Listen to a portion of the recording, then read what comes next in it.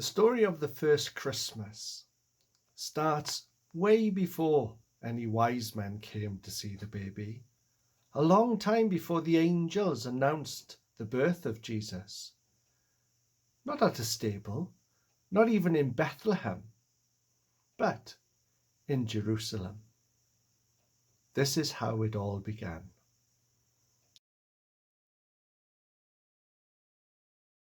In the reign of King Herod of Judea, there lived a couple who loved one another and loved God. Zacharias was a priest in the temple, and his wife was named Elizabeth. They were happily married, but there was one thing that made them so sad. They didn't have any children.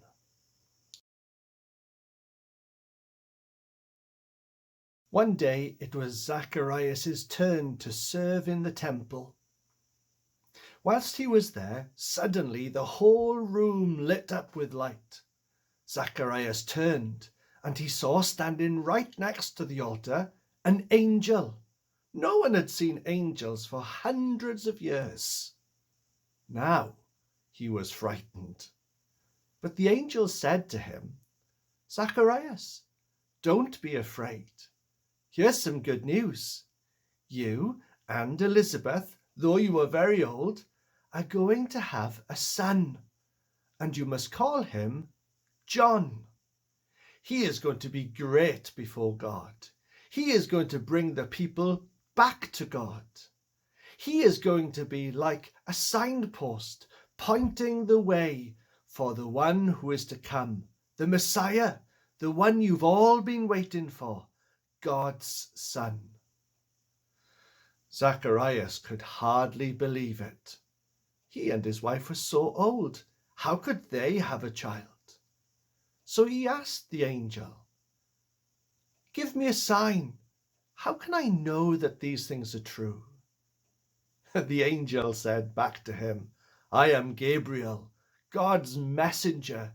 These things are true. They will happen. Here's a sign for you. From now up until the day the boy is born, you shall not be able to speak."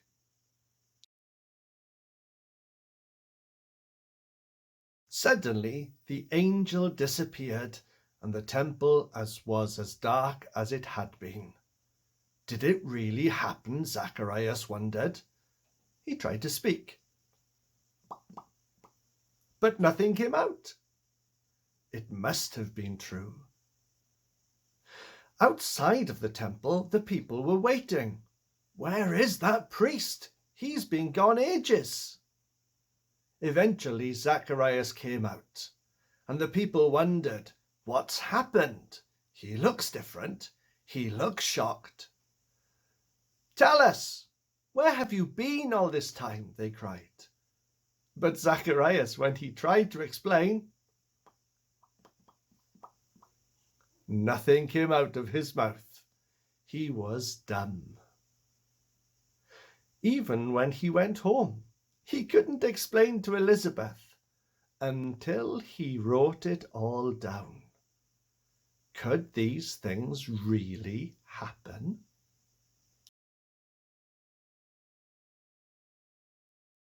Six months later, the angel Gabriel visited another woman, this time a young woman, this time in a little village in the north called Nazareth. He appeared in the room. Mary, that was the young woman's name, she was startled. She'd never seen an angel either. She was frightened, but the angel spoke to her. "Mary, don't be afraid. God has chosen you. You are going to have a child. This child is the Son of God. This child is of the family of David and will have the throne of David. He will reign in all the land. He will have a kingdom that never ends." Mary said, "How can this be? I've never had a relationship with a man." The angel answered, "God shall give you this child. This child will be God's son." Mary, your cousin Elizabeth, she is also having a child, though she is very old. Why don't you go and visit her? These things are great news.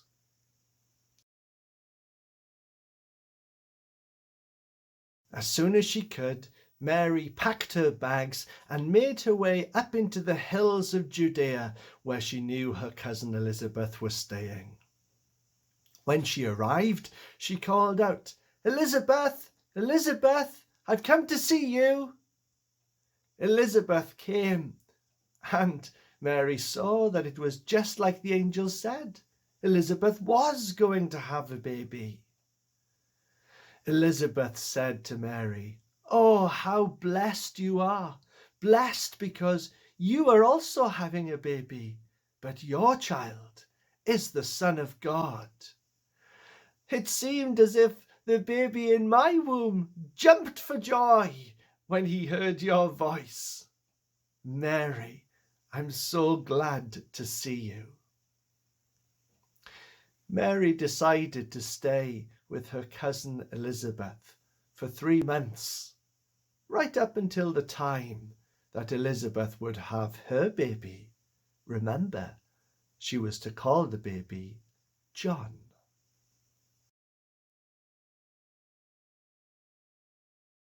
And so it was time for Elizabeth and Zacharias' baby to be born.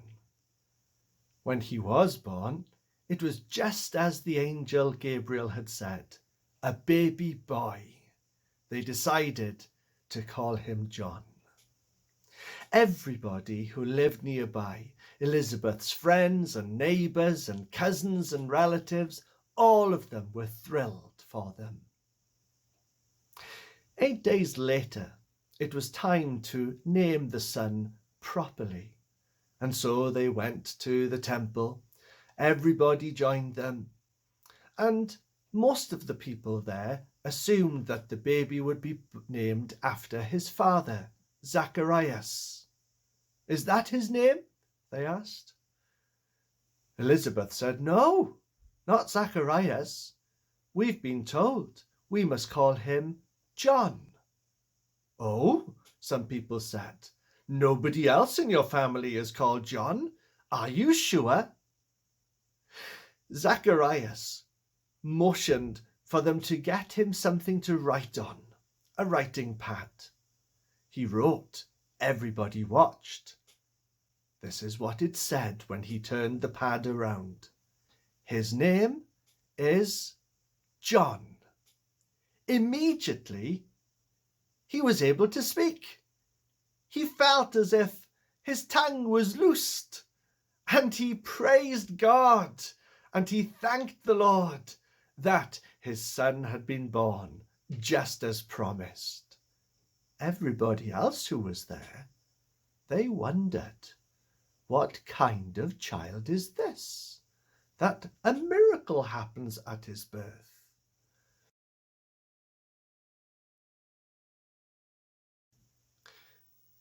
Mary had been engaged to a man called Joseph, a carpenter. He discovered, quite to his shock, that Mary was having a baby. "Oh dear," he thought, "Mary has been unfaithful to me. I cannot marry her now, but I love her, and I don't want to make an example of her. I don't want this story getting out. I'll hide it, but I'll separate from her." He worried about these things, but eventually he fell asleep that night. And whilst he slept, he had a dream. In his dream, an angel came, and the angel said to him, "Joseph, don't worry about Mary. She hasn't been unfaithful. The child that she is to have is God's child, not another man's. The child is to be a son. And when he is born, you are to call him Jesus, because he will save his people from their sins. Joseph, this child is a special child. He is the answer to all of the prophecies. The prophets called this one Emmanuel, God with us. Joseph, take Mary to be your wife. When he woke, he felt that all his worries had gone away. He believed that message in the dream. And so, as soon as he could, he arranged to marry Mary, and they waited for the birth of her son, God's son, that they would call Jesus. That's the end of the first part of our Christmas story. All those angels popping up everywhere. Well, in the next part, there are even more angels, but they have something wonderful to celebrate. Don't forget to listen in to part 2.